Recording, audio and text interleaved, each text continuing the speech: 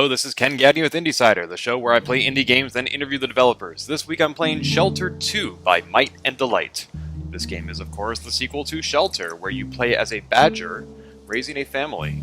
And in this sequel, recently released for Steam, PC, Mac, and Linux, you play as a Lynx, L-Y-N-X, not the kind you find on the World Wide Web.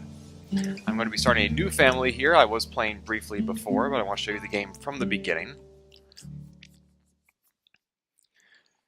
So I'm playing this on my laptop without a mouse, using the keyboard and trackpad, and the game starts off in an action sequence where Mother Lynx is pregnant and searching for a den, but the night is cold and fearsome predators have caught her scent. So in this opening sequence you are escaping from wolves in the dead and dark of a winter night.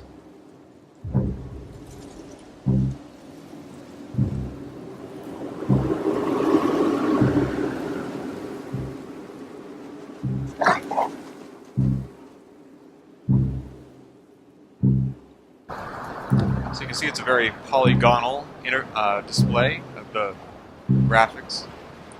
And right now I'm using the WASD traditional input to move forward, but the wolves are on my heels, so I'm going to be pushing shift to run and shift and space to jump. Even pregnant, the lynx can still outrun the wolves, as you're about to see. And off I go. You can see the wolves there, howling at the moon. And I'm just using the keypad, moving left and right to change the camera angle. I could use the other WASD keys to change the direction I'm running in, but it's easier to just reorient which direction is forward.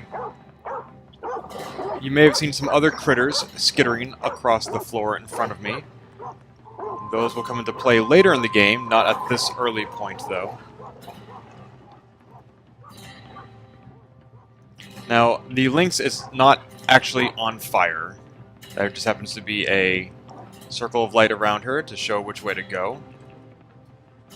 And as soon as I leap up there, I am out of danger.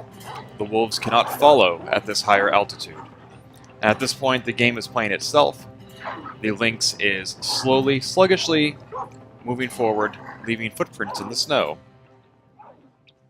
before transitioning into another area of the game. And this is the area where you'll be spending a good part of your early interactions. The stars whispered to Mother Lynx. Now at this point, it seems like you can go anywhere you want, and I'm actually going to pause momentarily and adjust my settings that the mouse is a little bit more sensitive, I think. There we go, that's all the controls. Back, back, and return. Okay. A little bit better. Anyway. Don't know why the mouse cursor is now stuck in the middle of the screen. Let's see if I can get rid of that. There we go. So these will-o-wisps are guiding me to my first den. I need to find a place where I can give birth to my kittens, my little lynxlets. And the first challenge of the game is not to find a den. You do not have to necessarily seek shelter. That is not the first task in this survival game. The game will simply lead you right to it. And if you change your camera angle here, you can see a whole bunch of constellations. I don't know how much of those a lynx would actually recognize. And I'm curious to know if this draws from any sort of a cultural heritage or myths. I'll be speaking with the developer later about that. And that structure over there is actually a tree. You can't see it very well in the dark of night, but this is where the will-o-wisps are guiding me. And my lynx is getting a little tired, so I'm going to walk in at this point. And I've made it. Welcome to the title sequence of Shelter 2.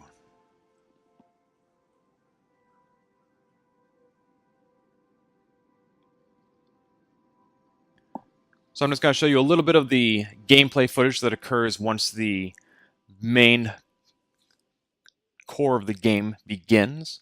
And then I'll bring the developer on and we'll start talking about the challenges and decisions that went into this game. It's one of the things I love about IndieSider is I get to talk to the creators while experiencing their creation. It's a unique opportunity, and I really appreciate it.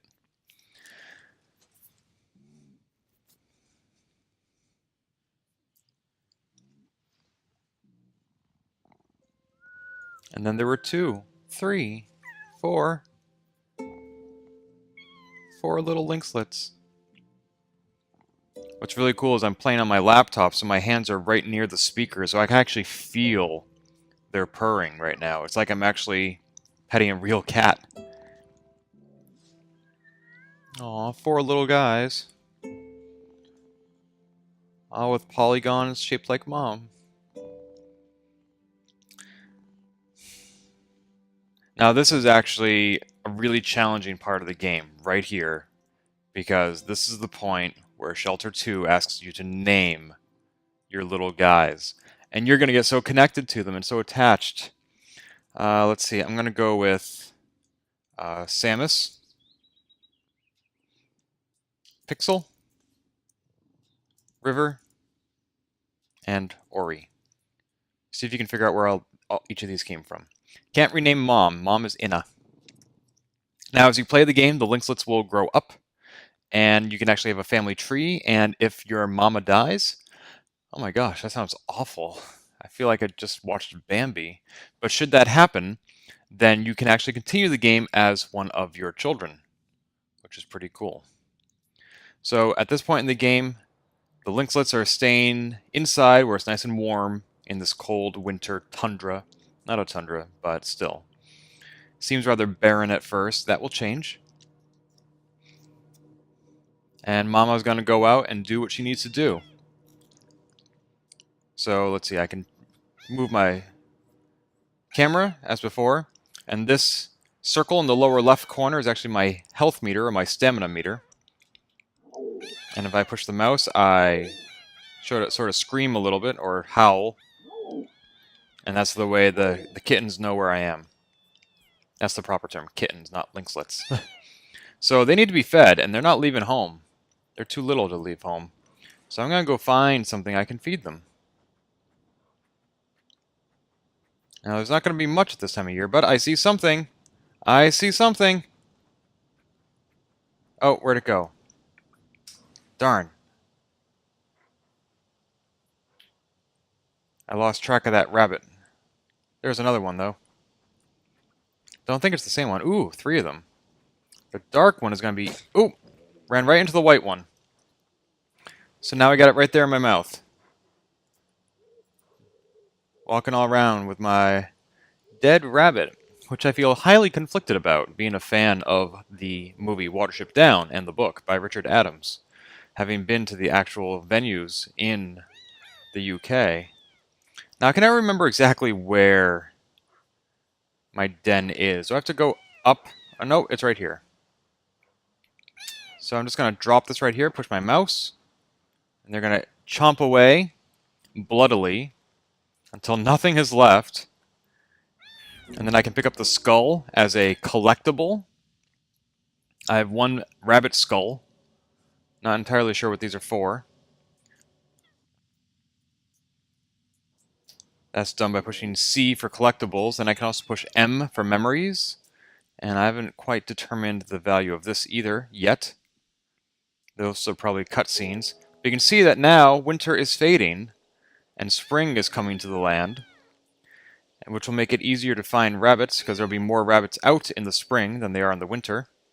And basically, I just need to feed my lynx, my kittens, 2 more times, and then they'll be ready to leave the den and follow me around. So with that all said, let's bring on the developer of the game, and he can guide me through my continued exploration of the land of Shelter 2.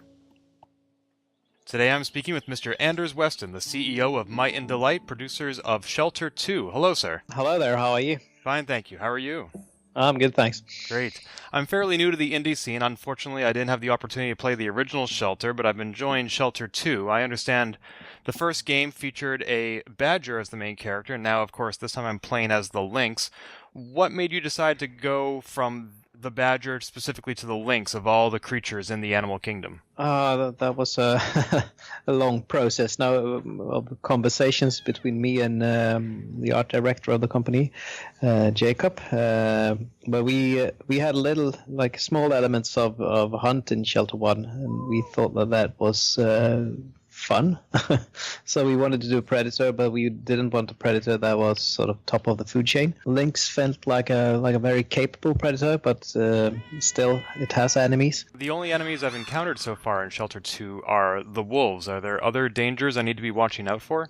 There is, it's we call it the fog here. A lot of people that plays the game call it the night, but it's a mist-like enemy that is quite scary. I actually did encounter that at one point, and I wasn't quite clear what was happening. I was near the river when it happened, and I wasn't sure if maybe the river was overflowing and I was about to drown. It was rather Silent Hill-like. It was rather scary, as you said. Yeah, it's...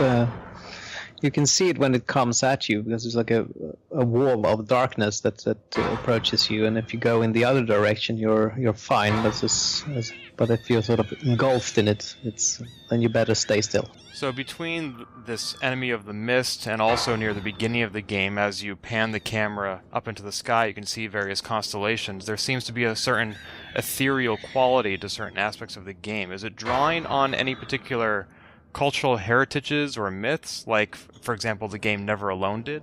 It does. I can't say that the constellations do. They are more an homage to our first game, PID, where you collected constellations in the game.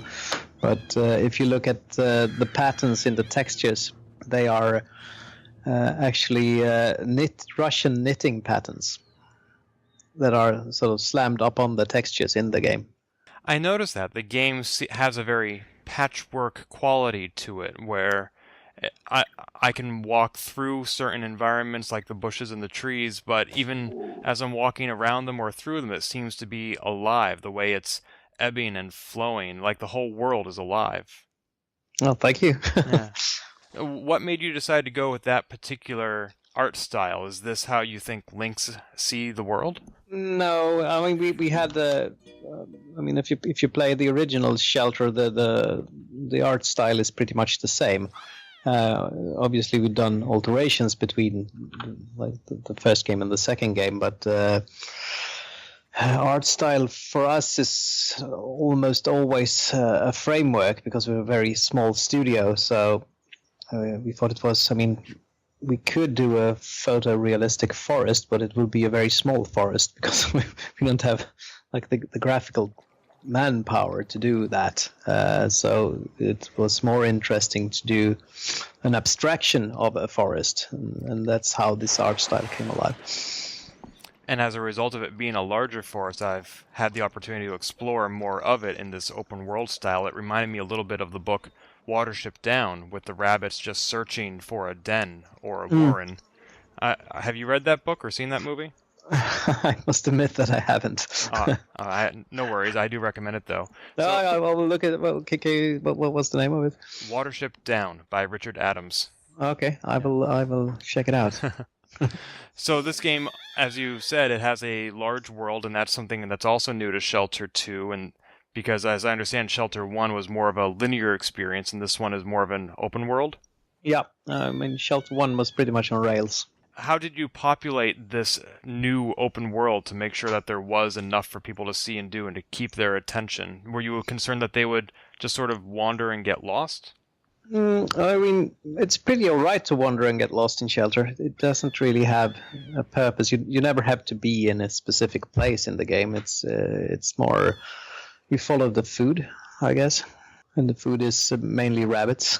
And occasionally some larger... Yeah, some deer, and you can have frogs and little mice and stuff. When you chose to have a lynx as your main character in this game, what sort of modeling did you do, either visually about how a lynx moves or behaviorally regarding how lynx operate in the wild? We kicked the game production off by going to the zoo and watched them alive. And then, I mean, obviously, you look at sort of YouTube clips from people who has had the opportunity to film them in the live and stuff like that. Was it important to make the game realistic in that sense? You mentioned the Russian patchwork quality to the look. What about the AI or the behavior? Was that similar to the aesthetic, or was it operating on a different standard? Basically, we're doing entertainment, so it's not a simulator in that sense. We want it to feel believable more than realistic, I guess.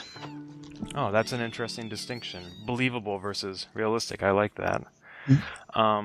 If this is not an animal simulator, what would you call it exactly? I have no idea. It's probably a good way to describe it. I've heard some people call it a survival game, an open world survival game. Yeah, you can call it. I mean, I always find it really difficult to put these sort of undertitles or to sort of make it into a genre. It's for us, it's a 1.5 hour piece of entertainment. Is that how long it takes to raise a family of Lynx to adulthood? Yeah, approximately. You can make it a little longer, but you can't make it faster than that, I guess. Oh, I must be doing something wrong then. My Lynx are still quite small. But they grow up really quickly in the end. So. And that's one of the things that I've seen be a draw for this game. The positive reviews for Shelter 2 on Steam often mention how emotionally attached the players grow to their cubs or their kittens. What sort of design decisions did you make to ensure that the player has that emotional attachment? Yeah, we have balanced that a lot during production. We had this thought when we started to make this game that it would be cool if you had to eat yourself. So you have to make a distinction between yourself and the cubs. And for a long time we had that, but when we tested it on people that didn't work here, they stopped caring about the cubs and just fed themselves. so we still have. I mean, you can still eat, and you gain more stamina if you eat something. But you can play it without eating anything in the entire playthrough. But that was due to the fact that it was more interesting to make the player care about the cubs than yourself. Well, I guess anybody who's willing to become a parent has to be ready to make some sort of sacrifice. Indeed. Also on Steam, there are some reviews by people who don't have that emotional attachment. They were looking more for an action game where they're going hunting and they're pulling down enemies. Yeah, well, you can't please everyone. It's always like that. It's journalists in general have been quite mean to us this time. But if you look at the user reviews on Steam, most of them are very pleased with the game. But I don't know. I mean, we still want to.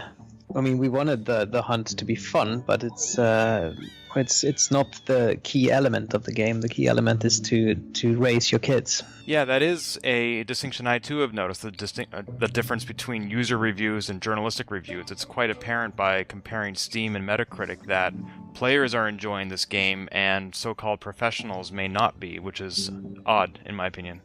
It was. I mean, the critics in general liked Shelter 1 better, I guess. And I don't know why, but I mean, they're entitled to their opinion. We are very pleased with this launch anyway. So. And Shelter 1 came out in 2013. So Shelter 2, was it in development for about the last year and a half since the original? No, it was more like 1 year. We decided to do a second Shelter after a very successful Christmas sale on Steam, because then we saw that now we actually have an audience to make a second game. Before we didn't have that, so we did other stuff that ended up being nothing for that other 6 months. And one of the nice things about this game, as far as audience goes, is that it's not very dependent on language. It's more about empathy and emotion, so you don't have to do a lot of translation to make it available in different markets. Yeah, we have a little bit more translation to do this time. I mean, if you play Shelter 1, there is basically none. But now we have some that we've managed to put it out in several languages, and we are translated into more as we speak. Do you think you'll continue this line of not animal simulators, but games that feature animals as main characters? Will there be a Shelter 3 or a spin-off? Yes. I don't know if it will be a Shelter free, but there will be spin-offs, and it's too interesting not to do something with it, because there's so many. I mean, if you watch any episode of Planet Earth or something, there's so many good stories, and I really want to do more of that. Yeah, animals seem to be very popular these days, and there are a variety of genres of games that feature them. Of course, there's Goat Simulator, which is sort of a buggy parody of games. There's Bear Simulator, was on Kickstarter a year ago next month, and it got over $100,000. No. There seems to be a demand for people who want to play as games. Even on Twitter, one of my followers, Ash Dryden, said that she will buy all your games as long as she can keep playing as animals. Okay. We shall keep that in mind then. Yeah. No, but I think, I mean, it's I mean, if you look at like all the like BBC series about animals, they have like huge audiences, and you have Animal Planet. I mean, a channel solely dedicated to animals, and all. And there are like a good entertainment value in what's happening in nature, because animals are interested in the fact that they're so adapt to what they do and so well designed in their specific place in this universe, which is, to me, very interesting. If you could be any animal, what would you be? I don't know. Probably a dog or a cat, so I would be very domestic. You just want the easy life, somebody feeding you. Yeah. Well, no wonder there's not much hunting. You don't want to go hunting. No. I'm very pleased with having a very civilized and comfortable life. No, I can appreciate that. Excellent. Yeah. Are we going to see Shelter 2 on other platforms or devices? It seems like something that could be adapted to, for example, the iPad. I don't know. It depends. We haven't done anything for iPad, and App Store to me seems like a very difficult platform to get any attention on, because there's so many apps out every day. So maybe, but I think we rather look into consoles than App Store. And are you looking into consoles? We are, but it's a slow process, and we're probably not going to do the port ourselves if we are, because we are making new stuff here now. I think one of the challenges with porting it to mobile is that there seems to be a race to the bottom to sell games for as cheaply as possible, and Shelter 2, which has a non-sale price of $15 on Steam, would probably have to be heavily discounted to be competitive in the iOS market. Yeah, it's probably like $1 or something like that. Funny. Right, and there's this challenge to balance what a game will sell at versus what a game is actually worth. Did you enjoy the game yourself? I did enjoy the game. I wasn't quite sure what to expect because I haven't played the first Shelter, but I did like it. I liked the art style. I'm not too much of a keyboard and mouse person, so I had a little bit of trouble with the controls, especially when hunting the rabbits, because they just move so quickly. But I found adjusting my mouse sensitivity made that a little bit easier. And I very much enjoyed the exploration. There was one point where I found a tree up on a hill, and it was surrounded with a rocky perimeter, so it seemed very defensible, and I could see a lot, and I felt like that would make a good den, and I think it was some sort of a landmark on my map, because when I push M, it shows up. Oh, okay. But I wasn't quite sure how to settle there. Like, I wasn't sure how to make that my new home if I could. I don't think you can. Okay. But I mean, we are thinking of making expansions of Shelter 2, and the different dens are one of the things we talked about. So in the original game that I played, there's only the one den? Yeah. Okay. There's only one den. Yeah, I would like to see that. I know that's a very different kind of game, but this War of Mine came out with DLC that lets you start in different shelters, essentially. And I think having different starting points or just different places you can move to would give a sense of progress. Yeah. It's But it's like, as I said, it's one of the things that we are thinking of. But it's so many when if you make a movie or a TV series or something, it's changing things like that is easy. But it's such a house of cards. If you pull one thing, everything else breaks when you change stuff in game. Right, I can appreciate that. I've never developed a game of this scale myself, but I can just imagine that you can't make changes willy-nilly. You have to consider the big picture. Yeah, yeah. Like I said, I've enjoyed playing Shelter 2, and I very much appreciate your time. Can you remind our listeners where to find you or your company online? Yeah, it's mightandlight.com. Very good. Where does the name of that come from, Might and Delight? It reminds me of the old computer games Might and Magic, which is very different from Shelter. It is. That was a long process. We made lists of names that we liked and didn't like, and someone said Delight, and we said that is a fantastic name. We need to do something with Delight, and then we had like 50 different combinations with Delight, and we ended up with Might and Delight. Excellent. And you are based out of Sweden, is that correct? Yeah, in Stockholm. Oh, very good. Well, thank you for navigating the time zones to find time to speak with me. I very much appreciate it. Oh, thank you too.